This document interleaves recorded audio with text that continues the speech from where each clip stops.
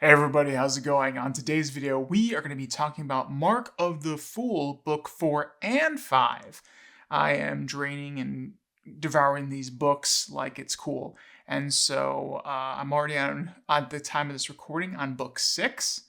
And it's already, I think I might have already gone past the halfway point. But yeah, I'm just really in love with this series. So I just thought I would just do 4 and 5 together and talk to you about those. So let's get some title details down. This is by J.M. Clark, narrated by none other than Travis Baldree, and this is book 4 and 5 of Mark of the Fool series. I'm going to get into the pros. If you haven't seen my videos on this before, you should go watch those. I will have a link to book 4 and 5 in the description of this video if you are interested, if you wanted to jump in, and maybe if you're on book 3 you want a little bit know a little bit more about book 4 and 5, then I'm going to tell you some of the pros. The cons, I don't know, there's not really that many cons. It's going to just be something like something that like I just really enjoy, and tell you about the pros and what I'm enjoying about the series. And then if you agree with it, maybe it's a series to continue with. And if you disagree where it's going, then maybe it's something that you just don't want to continue, which would be sad because I really enjoy this series. And I just find the audiobook version just delightful and funny and intense. And yeah, I'll get to it more in my pros. But in book 4 and 5, you just see a major power shift with the main character, Alex Roth, development of certain characters, powers awakening with certain characters, and it's just a lot of the main story and weaved with, side quests, I would guess I would call them, within the story, which is really cool, and I think it does a really good job of doing that. But if you want a better summary, I should say, about this series and about these specific books, then go into the links in the description and check them out from the author.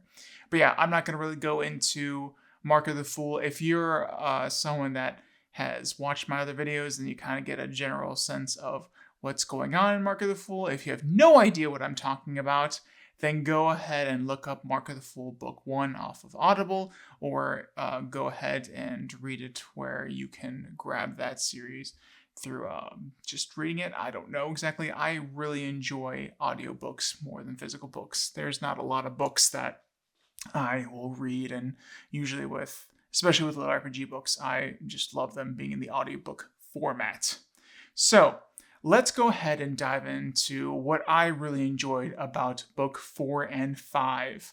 So, first thing that I want to say is Alex gets some gains, especially in book 4. He gets some gains and just is really getting physically strong, and also with his magics, he's getting just stronger in that regard.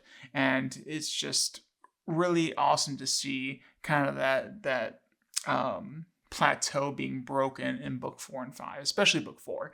And it just is interesting to see how not only him but other characters are growing in their power. So yeah, Alex gets some gains, and I just thought that interesting to see how that was coming about through that story was just something that was just like, yes, that is pretty cool.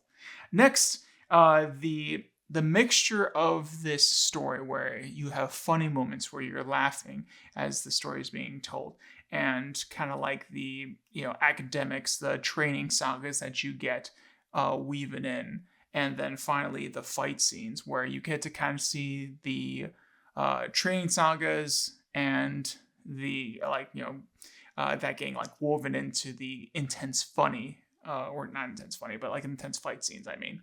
And that is just to see those things interweaved with each other, where you get to see people's training, and then the execution of that training and their hard work. This author does a great job in that regards, where characters are getting stronger and you get to kind of see them grow, but then also you get to see them like execute that power, execute why Grimlock is Grimlock, and Alex is Alex, and Claygon is Claygon, and Therese is just freaking scary. It's just a great coming to power with a lot of these characters. But yeah, the mixture of funny and training montages and fight scenes in this series is just amazing. Next, just like I think I touched on this just a little bit before, but you have so many side stories within this main story and how they interweave with the main story and how it just comes back around to the main story is just it's just really well done. I'm not a writer, but I am an enthusiastic audiobook listener, and this is just something that has been done very well within this series. Other series don't do it that well, or they don't even try, and they just stick to the main story. But this author in this series, you have so many things going on the sidelines that you think aren't going to really help in the main story, but then they do, and you're just kind of like, whoa. At least I'm like, whoa, and listening to this audiobook series. So yeah, that's just something that I just really enjoyed. But next, and I think one of the final things that I want to come across today is lots of interesting characters that you get to know more about. Like I was saying earlier, with the power of some certain characters being unlocked, there is times where you just get to know more about specific characters and kind of who they are and how they integrate themselves more throughout the story. And, series characters that have come earlier within the series that you kind of just get a glimpse of. But now as the story goes on, they are more integrated with the main character and more in the limelight, at least in the certain books, in books 4 and 5. But at the time of this recording, I'm currently in book 6, and there's just yet another character that's kind of more in the limelight that is just doing things that just make that character more interesting, and you want to know more about it, and the author is sharing this sharing this character with you. So yeah, you get to know some characters. They come in, they go. Some pass, some die during fight scenes, and you're just kind of like, I don't know, nothing, no true spoilers. Just like there's a lot of interactions and comings and goings of characters, good and bad, and it's just interesting to see that development. And yeah, I just really love this series. And there's not really anything I can say negative about it. I would just say, as being so far into the series and far into these videos, if there are just things that you hear me talk about that you don't really like, or you go ahead and do your own research, I always encourage people doing their own research, because I'm not the reviewer of all the audiobooks that what's good and what isn't. And you really need to check out for yourself of like what you particularly like in a story, because what I might like is something that you might really not like. I love the Wandering Inn series, for example, and there are a lot of people that just don't like the Wandering Inn series, or something else, or some kind of like audiobook that isn't really well known that I really enjoy. But yeah, I would always recommend people to do their own research. But there isn't anything glaring, because I really don't do videos on audiobooks that I didn't really enjoy.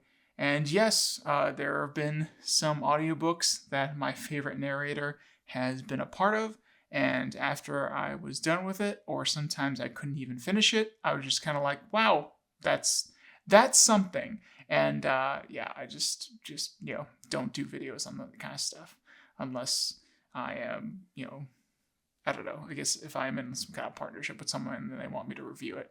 But I ain't that well known, so I just love just making these videos and talking about the ones that I want to talk about. And Mark of the Fool is definitely a series that I would highly recommend to those that have done the research and watched my videos, and just like what the author is writing, and in this particular case, for the audiobook version, how Travis Baldree does his narrations. But yeah, highly recommend this. Can't speak it up well enough. And I can't wait to, I think there's only 8 audiobooks out right now, but I'm pretty sure 9 is written in the series. I'm not exactly sure, but again, I still have to finish book 6 and then get into book 7 and book 8. So I still got some audiobook listening to do before I hit the end of the what the author has currently released on Audible, which it would be a sad day when I get that, and it feels like I'm going faster and faster to that point. But there are other audiobooks to distract me. I would love to know in the comments what you're currently listening to, and what other audiobooks that you are enjoying or you're looking forward to that are going to come out soon. Or maybe tell me of some of your favorite characters within the Mark of the Fool series. Again, I'm only up to book 6, so no spoilers, and even like just probably no spoilers in general. But yeah, I just really enjoy this series, and I would really love to read some of the comments and maybe even get myself into a new audiobook from the recommendations from the comments, which has happened before. But yeah, without further ado, I'm going to go ahead and let you guys go and get back to your audiobook reading because I need to know more about what's going on in my own readings and listenings. So without further ado, I'm going to let you guys go. All right? Toodles!